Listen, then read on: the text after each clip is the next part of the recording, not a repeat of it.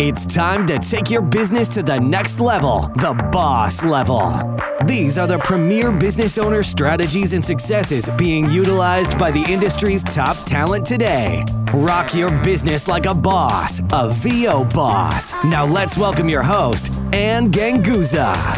Hey everyone, welcome to the VO Boss Podcast and the Boss Superpower Series. I'm here with my Superpower Boss co-host, Law Lapidez. Hey, Law, how are you? Hey, I'm fab. How are you? I need to activate my accounting financial superpowers because it is a new year and I've got a business that I want to grow and I need to make some investments and I need to really, I think, get my finances in order. So I think we should talk. I know people hate talking or even thinking about finances. However, I think we need to discuss what could be on the agenda for your business this year and how can you financially prepare. I love that. And if we don't understand our status with our money and we don't have a good relationship with it and we don't have trust with money and we don't know how to treat it, then we will not have financial discipline and therefore not have the cash for the investments we need to make throughout our year. And I speak about that at every level. I mean, if you're making millions, even more so, because I know colleagues of mine that are millionaires that are busted by the end of the year because they don't know how to save, they don't know how to spend, they don't know how to invest. They're used to being managed by other people. And I think management is wonderful when you're at a certain level, but it can also be a curse. Agreed. And take a lot of that micromanagement over you, and then you're left with like, wow, how do I live life? How do I earn money? What do I do with it? Absolutely. I've always tried to be so independent just in my life and financially independent as well. Yeah. And so it really behooves us as business entrepreneurs to understand, even if we do, let's say, I always talk about my accountant, and the best thing I ever did was outsource my accounting. But you also need to have an underlying understanding and concept of financials so that you can direct your accountant or also understand where's your money going, because maybe sometimes your accountant, I don't know, maybe they're taking it or maybe they're putting it in places that you're not familiar with. So not that I want to infer that there's anything shady going on, but hey, we want to be educated. Yes. And I also want people to think, let's talk taxes, baby. You know, I am not an accountant. My husband is. I do not get into that. But I will say, running businesses, as you know, Annie, everything at the end of the day, whether it's quarterly, whether it's annual, you have to put, one of the first things we say, and we're fairly conservative fiscally, my husband and I, we joke, we say, oh, we just got a ton of money and that's awesome. What are we going to do with it? Put it away. And he'll say, I'm going to put 50% of that away for taxes for the next quarter. And I'll say, good move. And I'm so glad that you brought that up. As a matter of fact, for the next 3 months, I have a certain amount of money that is coming out because in my S Corp, I need to pay myself.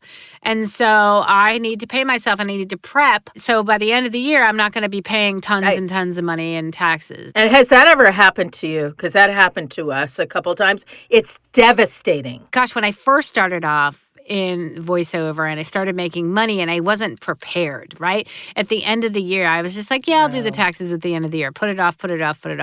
And then ultimately at the end of the year, I was like, oh my God, I owe. And then it was like, I don't just owe a little, I owed a lot.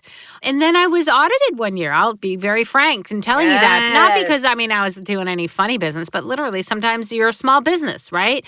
And a lot of times if you are making claims, they want to substantiate those claims and make sure that you're doing your taxes properly. So, it was a random audit. Actually, I was audited twice. I passed both audits with flying colors. As a matter of fact, the last audit, they owed me. So it really goes to show that but you were prepared. I was prepared, and thank God I was prepared. Again, like I said, I don't wait until the very last minute. And I don't know if I was intending for this episode to be talking about taxes the whole time, but it all comes down to the end of the year, right? When you got to pay your taxes. And so you have to understand, like, where's your money going? Where's your investments going? What costs do you have? And I think that's super important. What are your costs and what is your income coming in? And you should be looking at your profit, your P&L statement. What is a P&L statement? I have people like, I'm not even sure what a P&L, it's a profit and loss statement. So that is something that you should be familiar with. And if you're not, we're here to kind of talk to you about the basics at least. I'm not a financial advisor. However, I can share my experiences and I can tell you how important it is to be educated and to understand that there will be investments and you need to categorize those investments and you need to categorize your profits. Yes.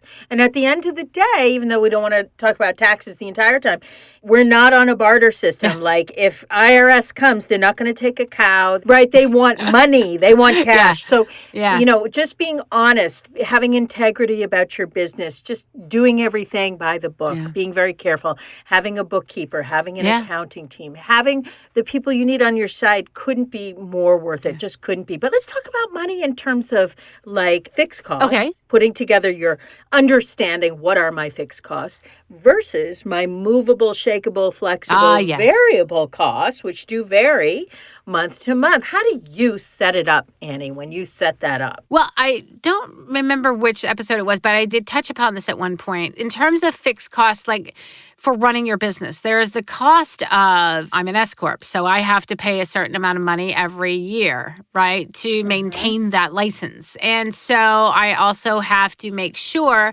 that things that it costs for me to run my business, so not only the cost of the business itself, which I pay to the state or I pay to the federal government, I also am paying things that would be like my website, my web hosting, right? That is something I pay on a monthly basis. That happens each and every time. So those recurring costs I found to be well managed, number one, by my accountant, and it's categorized in my system. But also, I downloaded an app. I pay for this app on a monthly basis called Rocket Money. And Rocket Money will go out and grab all your subscriptions because a lot of times you can be subscribed to things that you forget about.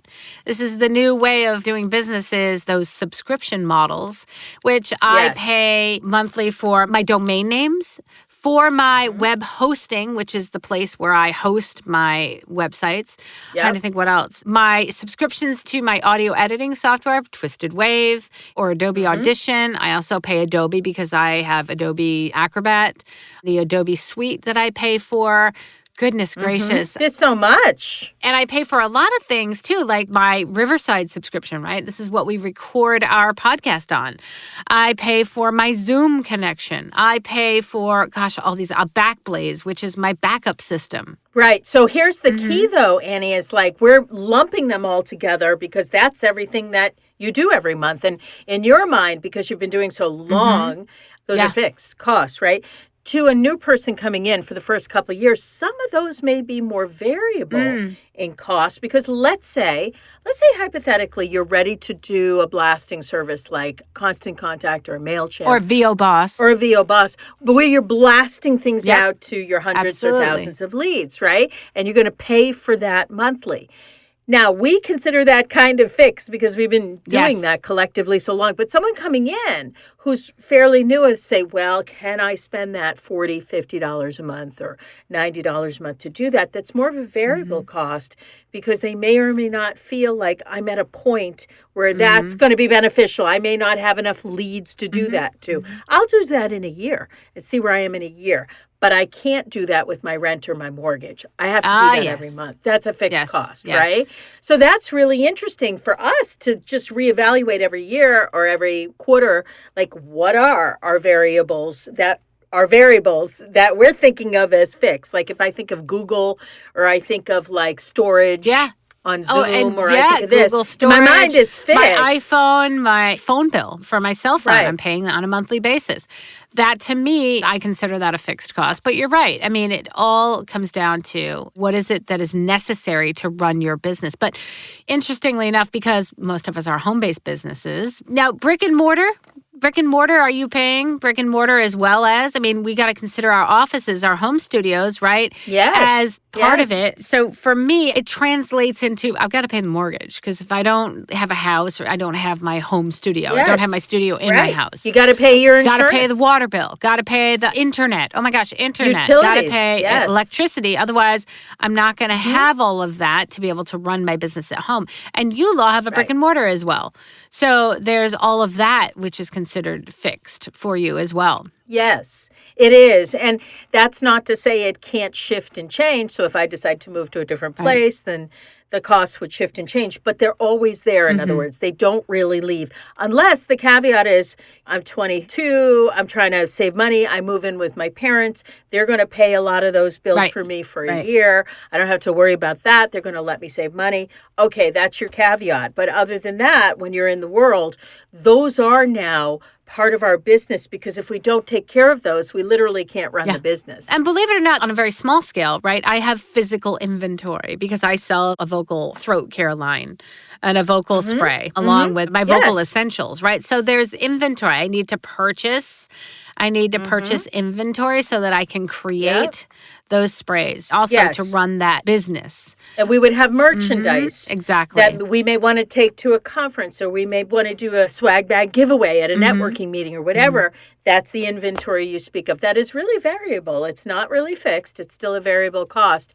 But for us, it's important that we continue to do that to promote the business. Absolutely. Right? I love this conversation. This is so good. So what happens? I get in trouble. I find that I'm not doing as much voiceover work this month as I see happen quite oftentimes. People come in, they start crying, they're upset. They're like, I might have to get another job. I might have to pull back on my spending.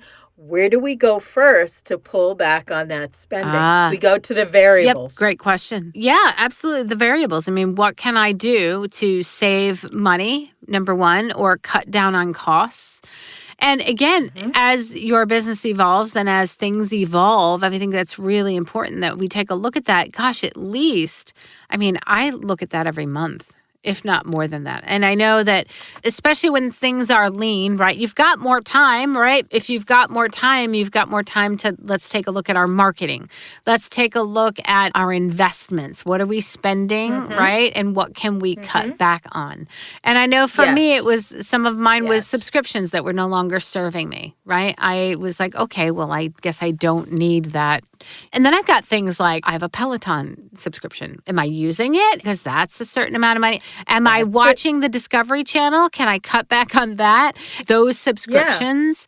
And in reality, by the way, my cable and, well, I guess, do you call it cable? My streaming subscriptions are part of my business because I am researching the market, right? And I'm listening to commercials. I'm seeing like what's out there. I'm educating myself on trending sound, trending voices, educating myself as a coach for my students, right? So that is considered a business expense. I would add a personalized list to this. So you have your fixed costs, you have your variable, but then you have your very personal expenses that could be one or the other. But if I'm hurting for money and I got to go skinny one month, I'm going to go to that personalized list. So a very simple example of that is I'll always ask a client, I'll say, listen, what are you doing this weekend? What did you do last weekend? Oh, I went to the movies. Cool. What did you spend on that? Oh, that was $15. Great. Did you get any food or drink there? I did. I think that was about $30. Great. Did you go out to dinner? Super. I think I spent $25 on fast food. Great. Did you spend on gasoline? Yeah, I think I spent $5 or $6. Add that up. That is the money that can go into your investment piece when you really need the coaching session. You really need that event. You really need... Can I skip the Starbucks? I remember that's the biggest thing. Can I skip the Starbucks? And I have to say, Annie, I'm not a financial advisor, so I'm not advising you financially. I'm advising you from a logical perspective of saying, be careful of saying to yourself, lying to yourself and saying, I don't have the money. Really, you should be saying, let me find the money or create the money. Absolutely. We used to go under the cushions to find the change and put it in a big jar. Now we can go to what we're spending, what we're actually spending, and find the change in that jar. A Starbucks, which we love, $5, $6 a cup of that, that I may need to put into my coaching session. Absolutely. Hands down, one of the smartest things I ever did was create that business savings account. And then where are you going to put that business savings account? I literally just moved my business savings account from my bank to a higher yield interest bank. And I'll tell you what, it made the difference between, my bank was paying me nothing. It was like 0.001. And I think I was making maybe $5 a year. Well, guess what? I'm 5% APY, 5%. And when you invest that, now I've made thousands of dollars for this year. And then that can be reinvested reinvested in my business. So that savings account also is what saved me from when things get lean, when the jobs aren't coming in, when things slow down, and then all of a sudden, oh my goodness, what am I going to do? And it saves you from that panic where you probably do yourself more harm than good with that guttural, like, oh my God, I'm going to have to like get a job, or I'm going to have to quit voiceover. It's not working. And that panic that I have, a lot of people, they come to me, I can't invest in a demo. I can't invest in coaching because I'm just not making it back. And again, that is something that you really do need to understand, that there are investments to be made. If you have the money put aside to make those investments, right? Yes. That makes you feel a whole lot more comfortable and a lot less panicky, whether you're like, oh, that's it, I got to get out. I can't do this anymore, or you become discouraged. And then it really becomes a whole mental game. And that, I think, is the toughest part about voice acting, right? Voice acting, the acting, we can always practice, we can hone our skills, we can become better at what we do. But that business sense, that when the business is slow, when all of a sudden it's like, oh my God, this isn't working, or how do I survive? You go into that like fight or flight kind of mode. And really having that nest egg, having that savings account that can be earning interest, having that passive income, all that good stuff, that can be that little pocket of confidence. That's what I say. That little pile of financial confidence is huge in, I think, growing and pursuing your voiceover business successfully. Yeah, and we all know, those of us who have been in business for a number of years, it's never what you make. It is never what you make. It is not about gross, it's about net. So it's about what you take home. That is showing us how you are spending and investing your money, your gross income. And so having that level of sacrifice, of humility, and of modesty to understand that just because I want something does not mean I need it or should have it. So if you're willing to sacrifice and give up something, you probably have more shot of building an actual business, because the business has the needs. You don't have the needs as much as the business has the needs. And I wanted to say, too, what you're talking about, which is so important, and we're doing that as well, as diversification of your money. So not only if it's not making interest, if it's not building wealth for you, then you move it. But here's the thing. There's a couple really important reasons to move the money. Not only does, if your bank goes bust, you don't have everything in one pot. Exactly. You're only insured, too, for a certain amount. Right. But also, you're literally setting up accounts for yourself that you hopefully will forget about. So you're not spending it. You're not touching it. It's growing. It's working for you. Right. So that you don't have this, don't think of it as like one clump, one lump of something. It's really different pieces that you're diversifying into the world. You may want to invest. You may want to go into the stocks. You may want to do that kind of thing, right? So the point is like, okay, I've got my business. It's great. It's moving in the direction I want it to move in. But what am I sacrificing? What am I doing to make money and make it grow for me? And how am I treating it? Like, how do I think of money? I hear a lot of people, especially women, talk about money, talk about negotiation, talk about contracts in a really negative light, like in a very heavy way. They are either fearing it, they don't want to talk money. Most of it is fear, absolutely, based in fear. And most of it is fear, right? It's kind of like, I don't want to go there. I don't want to talk. I want to kind of just go back to something we were talking about in terms of investing and kind of making sure that you have the money to invest in that next piece of equipment. Or do I need that new microphone? I'm going to give you an analogy, and I'm going to be very frank. I have in my clothes closet, I have these little cubby holes for my shoes. Now, I bought them, a long time ago, and I think I don't know if I got them in IKEA, but they're great. They're little cubby holes, and you can fit a pair of shoes in each cubby hole. And so I bought a series of them to put around. We have a walk-in closet to put on the floor, and my husband has one of the boxes, which holds 12, right? And I literally have probably 8. I have 70 cubby holes. Okay, 70. Now, I made a deal with myself that I would never buy more shoes than could fit in that cubby hole. And so if I wanted to purchase a new pair of shoes, I had to give up another pair of shoes or donate it or sell it on Poshmark or what. Wait a second. Annie, I just did some math. Are you saying you have 98 pairs? If you have 12 and you have 8 of those, right? Or 90, what is that, 96? Well, all right, so I say 70. Should I call you Imelda now? Should I rename you as 70. Imelda? I'm going to say it's 70. I don't know how many boxes there are. So whatever, right? 70. I have 70 holes. I have 70 cubbies. Well, you just have to stay in at that 70. denial. Stay at 70. We'll stay at 70. Stay at 70. Okay. Now, I can't purchase a new pair of shoes until I decide that I'm going to let another pair of shoes go. And if I can, I'm going to try to sell those shoes. But if I can't, I'm going to donate them, right? So that they go to someplace. I'm that kind of person where I have to love my shoes, right?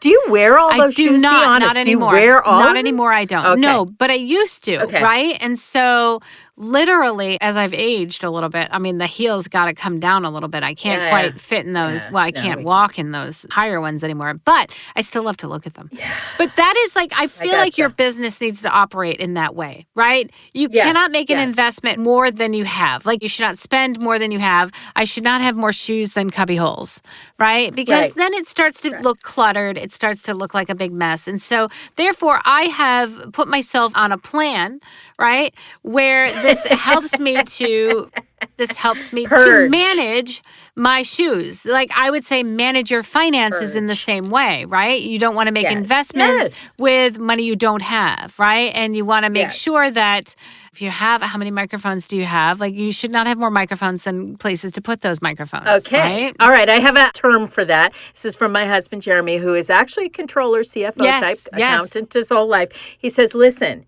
and I always hated this. It always made me cringe. It was cringeworthy, but he's so right. And that is, don't live above your means. Absolutely. Don't live above your means. And he's not only talking about financially, he's also talking about emotionally and spiritually as well. So I have taught myself, my father, who's an entrepreneur, taught me this too. He said, buy something, get rid of something. Oh my God, Buy something, get rid of. And not just kick it to the curb, but give it to the right place. Give it to the right. And boy, did that save my day, learning how to do that and really learning to let go and learning to move That's without really it, good. That's really good for, I mean, being frugal and being wise financially and also like mentally. Like, I feel like you can't have too much clutter because physical clutter turns to be clutter in your head. And I actually took a feng shui course many, many years ago. It was like a 6-month course. I mean, it was intense. I love it. You should never put things under your bed. Don't store things under your bed. Don't store things because it's kind of like clutter anywhere, really. Like, clear out your corners. Clutter anywhere physically means clutter in your head. Right. So when it comes to your money, you need to compartmentalize it. You sort of, how do you call that when you label it like we would give away, keep? Oh, yeah. Absolutely. What do you call that? You label Maria Kondoing, right? Conduing. Right. But that's what it is. It's like knowing what you want to do with each piece of your life financially is very freeing. There's a very openness to it. There's a breath in there. Absolutely. You know? I love that. I love clearing the financial space. That's what I like. Clear the financial space. Especially in the beginning of the year, it's always a great time to do that, to really sit back and it may be hard, right? To sit back and take a look at where is the money going? How much are you spending? Are you spending more than you're bringing in? But again, like, no more shoes than you have cubby holes. And also test yourself. Like, once you give it away, like, let a month go by and test yourself. Say, what did I give away? Do I even remember what it was? And I never remember. I never remember the clothes or whatever. If I haven't thought about it or used it in a year, it's good to go, right? It's good to go. As much as I love That's it, most things. I'll kiss it and I'll give it away. And I'll say, this deserves to go to someone. I'll donate it. This deserves to go to someone who will love it as much as I did. Really. Anna, you're very Native American about it. It reminds me, like, take the shoes to the river and just write a note and let them float away. Absolutely. You know, to someone else's feet. But that's what we need to do because it makes us open to what is coming. Like, if you're so cluttered in your financial portfolio, you can't invite anything in. And allow the money to flow to you like a river, right? Otherwise, you don't want your river to stagnate. No. You don't want to block your river. Again, no more shoes than cubby holes. Don't block your river with twigs. I'm just saying, allow the river of money to flow. I mean, we're on a roll here. Let's just imagine that financial flow coming to you and manifesting that. And manifesting that. Amen. Yes. I feel like doing a song right now. But I mean, it's like language. If you're scripting, Be careful the language you use to describe your money and your financial status. Don't be cheap. Don't be dumb. Don't be unknowing. You're not greedy if you appreciate money and you invite it in. You are not greedy. That's like an old one. People say, oh, you're greedy. Oh, those rich people are greedy. They just want more. Honestly, people who are wealthy are some of the most philanthropic people that give, right? Yes. And we've had that discussion before. But I mean, really, being rich isn't rich, right? Money rich, financially rich, and spiritually rich. It's all about you allowing the flow and not blocking it, right, with clutter. And paying attention to details. Don't ignore it and don't act like you don't know how to deal with it. It's like treat it as if it's a person and you have a relationship with it. Would you say some of the things you say about money about the person? Like, oh, I don't know how to deal with that. I just ignore it. You know, and I just let someone else deal with it. I don't think that relationship would go very far. You know what I mean? It's like treat it like a person in the sense that there's a lot of potential movement and liberation that can come with that and what it represents. It's just symbolic of the kind of life and lifestyle and mindset that you want to have. Absolutely. And I always say, too, you know, if someone says to me, Law, why do you want to make a lot of money? Like I've had executive coaches ask me that. And I said, the first thing that comes to my mind is because I want to have more money to pay my team members. Yeah. Oh, I love that. Yep. I think in terms of investment. I always think in terms of what can I do with this money that empowers even more versus, oh, I'll buy another thing or I'll have another whatever. I don't really need it. I would rather see it move in directions that can make a lot of people happy and things going on. And that can only help your business because honestly, I feel like your employees, I think about myself in the corporate world. What is it makes us miserable in the corporate world? Oh God, we don't like our colleagues. We don't like our boss. You know, it's a toxic environment. And so I don't make enough money. Exactly. Like if you think about it, if you're treated well in your environment, right? If you have employees that you're paying and you treat them well and you appreciate them, they're only going to work that much harder for you. And you have to incentivize them to want to work for your business. And that is one way to do that. So I love this conversation. Again, it's probably something we could have 20 episodes on, Law. I think we will somehow. I think we will. But speaking of allowing yourself to kind of allow that money to flow, right? If you have a local nonprofit that's close to your heart and you would like to keep the cycle and keep paying it forward, if you've ever wished you could do more to help them, you can. Visit 100voiceswhocare.org to learn how. And big shout out to our sponsor, IPDTL. You too can connect and network like bosses, just like Law and I. So you guys have an amazing week, and let's keep that river flowing. All right. Bye. Have a great week. Bye. Join us next week for another edition of VO Boss with your host, Ann Ganguza. And take your business to the next level. Sign up for our mailing list at voboss.com and receive exclusive content, industry revolutionizing tips and strategies, and new ways to rock your business like a boss. Redistribution with permission, coast-to-coast connectivity via IPDTL. Hey, everyone. I don't know why I wasn't ready for that. Take two. Hey, everyone. Welcome to the VO Boss Podcast and the Boss Superpower Series. I am here with my superpower...